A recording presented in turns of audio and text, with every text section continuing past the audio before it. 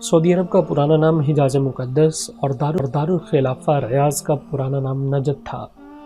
عرب شریف میں 1922 تک ترکی کی حکومت تھی، جسے خلافت عثمانیہ کے نام سے جانا جاتا ہے۔ 1922 سے پہلے سعودی عرب کا نام سعودی عرب نہیں بلکہ حجاز مقدس تھا۔ خلافت عثمانیہ دنیا کے 3 براعظموں پر 623 سال تک قائم رہی۔ جب بھی دنیا میں مسلمانوں پر ظلم و ستم ہوتا تھا تو ترکی حکومت اس کا منہ توڑ جواب دیتی۔ امریکہ، برطانیہ، یورپین، نصرانی اور یہودیوں کو اگر سب سے زیادہ خوف تھا تو وہ خلافت عثمانیہ حکومت کا تھا۔ امریکہ یورپ جیسوں کو معلوم تھا کہ جب تک خلافت عثمانیہ ہے ہم مسلمانوں کا کچھ بھی نہیں بگاڑ سکتے ہیں۔ امریکہ اور یورپ نے خلافت عثمانیہ کو ختم کرنے کی سازش شروع کی۔ 19ویں صدی میں سلطنت عثمانیہ اور روس کے درمیان بہت سی جنگیں بھی ہوئیں۔ چونکہ مکہ اور مدینہ مسلمانوں کے نزدیک قابل احترام ہے، اسی لیے سب سے پہلے فتنہ وہیں سے شروع کروایا۔ امریکہ یورپ نے سب سے پہلے ایک شخص کو کھڑا کیا جو کرسچن تھا، ایسی عربی زبان بولتا تھا، کسی کو اس پر شک تک نہیں آیا۔ اس نے عرب کے لوگوں کو خلافت عثمانیہ کے خلاف یہ کہہ کر گمراہ کرنے کی ناکام کوشش کی کہ تم عربی ہو اور یہ ترکی اجمی یعنی غیر عربی ہیں، ہم اجمی کی حکومت کو کیسے برداشت کر رہے ہیں؟ پر لوگوں نے اس کی ایک نہ مانی۔ یہ شخص لانس آف عربیہ کے نام سے مشہور ہوا۔ پھر امریکہ نے ایک شخص کو کھڑا کیا جس کا نام عبدالوہاب نجدی تھا۔ عبدالوہاب نجدی کی ملاقات عرب کے ایک سوداگر سے ہوئی جس کا نام ابن سعود تھا۔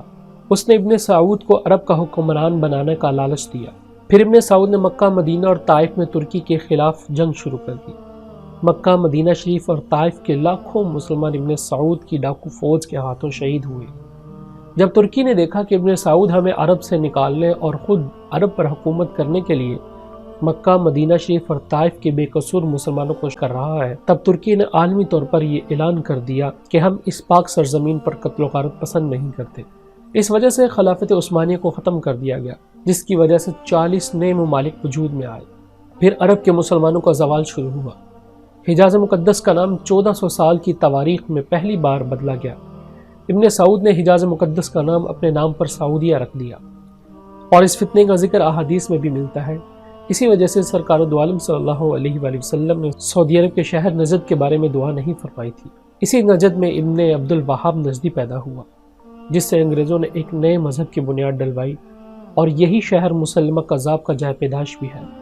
لیکن دنیا بھر کے مسلمانوں کی آنکھ میں دھول جھونکنے کے لیے انگریزوں نے اس نجد شہر کا نام بھی تبدیل کر کے ریاض رکھ دیا، جو آج کل سعودیہ کا دارالحکومت ہے۔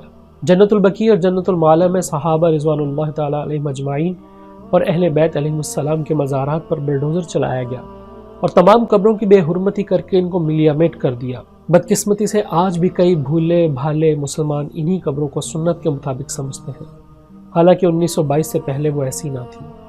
حرم شریف کے جن دروازوں کے نام صحابہ اور اہل بیت کے نام پر تھے، ان کا نام آل سعود کے نام پر رکھا گیا۔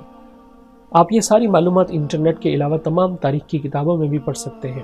انگریزوں نے اپنی اسی سازش کی کامیابی پر 1962 میں ہالی ووڈ نے لارڈز آف عربیہ کے نام سے فلم بھی بنائی، جو بہت زیادہ دیکھی جا چکی ہے۔ یہود و نصارہ کو عرب میں آنے کی اجازت مل گئی۔ جس دن ابن سعود عرب کا بادشاہ بنا، اس دن ایک جشن ہوا۔ اس جشن میں امریکہ، برطانیہ اور دوسرے ملکوں کے پرائم منسٹر ابن سعود کو مبارکباد دینے پہنچ گئے۔ جس عرب کے نام سے یہود و نصارہ کامتے تھے، وہ سعودیہ امریکہ کے اشارے پر ناچنے لگا، اور آج بھی رندوں کے ساتھ ناچ رہا ہے۔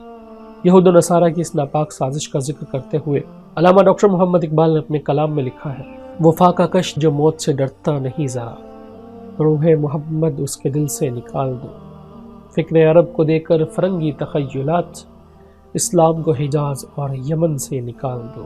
اللہ تعالیٰ مسلمانوں کو ایسے فتنوں سے محفوظ فرما کر پھر سے ہمیں ماضی کی تلخ حقائق کو سمجھنے کی عقل عطا فرمائے، آمین۔